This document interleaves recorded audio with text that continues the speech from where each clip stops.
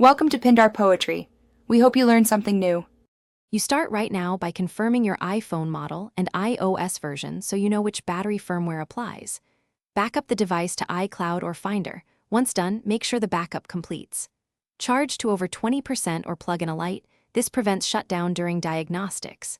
Gather tools, a pentalobe screwdriver and a spudger. These first steps avoid data loss and allow safe disassembly. Do not proceed until backup and charge are verified. Once done with prep, check settings battery health and read the unverified message. Note any serial mismatch. Power the iPhone fully off. Remove the display gently, work slowly to avoid tearing flex cables, and disconnect the battery connector. Document connector positions with clear photos. This helps if connectors look similar.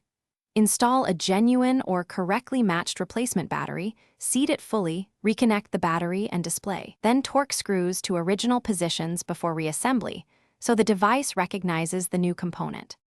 After reassembly, boot the iPhone and check battery health. A correct install and calibration should show verified status.